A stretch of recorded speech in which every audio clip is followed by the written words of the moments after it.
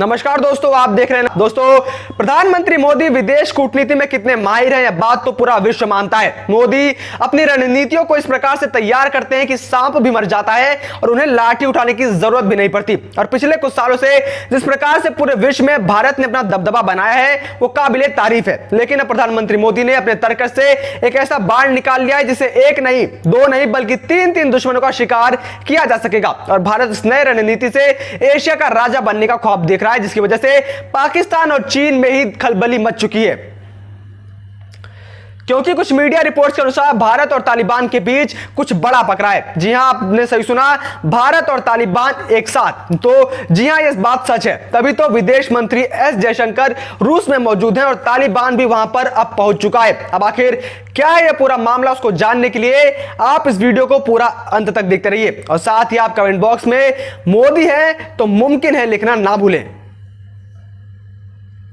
दोस्तों, कहावत तो हमने सुनी है कि दुश्मन का दुश्मन दोस्त होता है और अब इसी कहावत को भारत सिद्ध कर रहा है और इसी के जरिए भारत एशिया का राजा बनने की रेस में निकल चुका है। लेकिन यहां पर एक बात गौर करने वाली है कि एशिया का राजा बनने के लिए भारत को अफगानिस्तान नाम के रास्ते से गुजरना होगा और उसके लिए भारत पिछले 20 साल से अफगानिस्तान के अंदर अपनी मौजूदगी को बढ़ा रखा है और भारत का अफगानिस्तान में काफी ज्यादा दबदबा भी है। इस समय अफगानिस्तान के अंदर भारत के दबदबे का अंदाजा आप इसी बात से लगा सकते हैं कि जिस अफगान संसद का उद्घाटन पीएम मोदी ने किया था वो भारतीय मदद से बना था और इस भवन के एक ब्लॉक का नाम भी पूर्व प्रधानमंत्री अटल बिहारी वाजपेयी के नाम पर रखा गया है। काबुल में मौजूद भारतीय दूतावास के अनुसार 2002 मार्च में भारत ने अफगानिस्तान में अपने दूतावास का विस्तार किया और इसके बाद मजार शरीफ, हेरात, कंधार और जलालाबाद में भी वाणिज्य दूतावास खोले गए।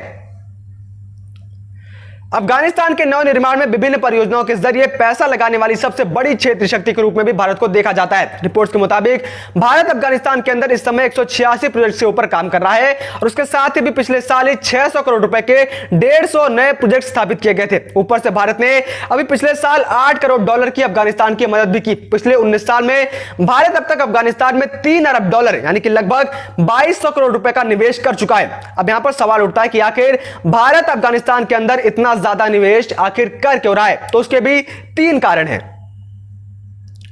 पहला कारण यह है कि अफगानिस्तान की जियो स्ट्रेटेजिक लोकेशन। अफगानिस्तान एक तरीके से एशिया के केंद्र में आता है, जिस वजह से अफगानिस्तान को हार्ट ऑफ एशिया भी कहा जाता है और यह देश एशिया के सभी ट्रेड रूट्स पर अपना दबाव रखता है और इसे गेटवे टू एशिया भी कहा जाता है और इसी के जरिए भारत एशिया का राजा बनना चाहता है। उसके बाद दूसरा कारण है पाकिस्तान। भारत और अफगानिस्तान के रिश्ते शुरू से ही अच्छे रहे और अफगानिस्तान में अपनी मौजूदगी बढ़ाकर भारत पाकिस्तान को 2 मोर्चे से घेरना चाहता है। और उसके बाद तीसरा बड़ा कारण है चीन का स्ट्रिंग ऑफ पर्ल्स को तोड़ना।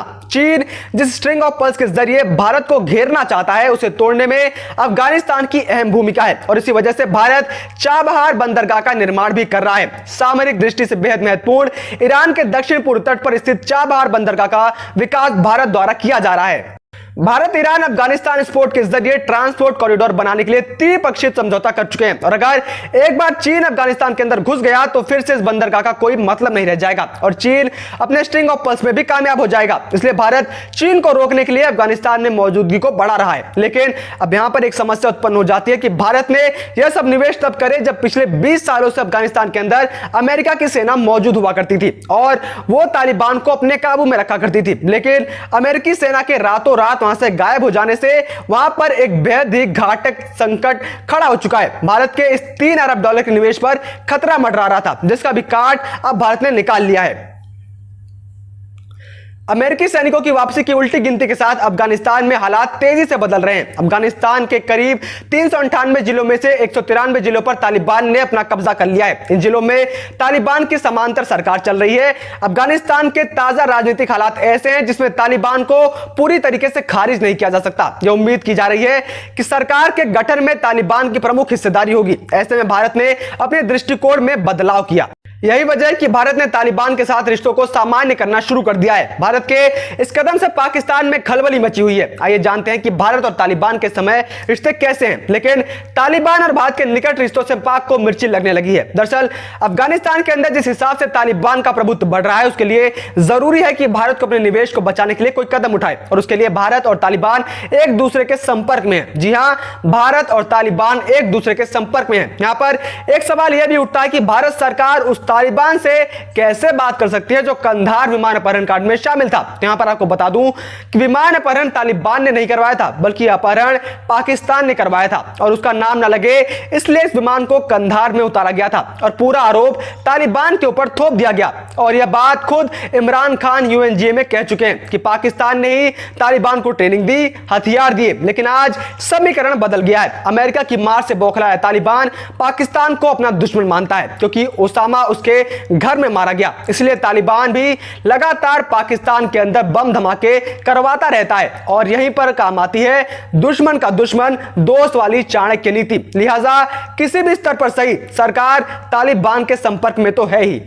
विदेश मंत्रालय ने पिछले दिनों संकेत दिए थे कि हमने हमेशा अफगानिस्तान में शांति और स्थिरता को बढ़ावा देना चाहा है। इसके लिए हम कई पक्षों से संपर्क में हैं और हाल ही में भारत ने तालिबान से राजनयिक संबंध बनाने की पहल की है। यह भारतीय हितों के लिए जरूरी है। भारत की यह पहल समय की जरूरत है। अफगानिस्तान में तालिबान के बिना एक स्थायी और स्थिर सरकार की कल्पना नहीं की जा रही। अब यह तय हो चुका है कि अफगानिस्तान की सरकार में तालिबान की सहभागिता होगी। देश हित में कई बार राजनयिक वार्ता जरूरी होती है। यहां पर समझने वाली बात यह है कि अफगानिस्तान में भारतीय हितों को साधने के लिए तालिबान से सामान्य संबंध समय की मांग है।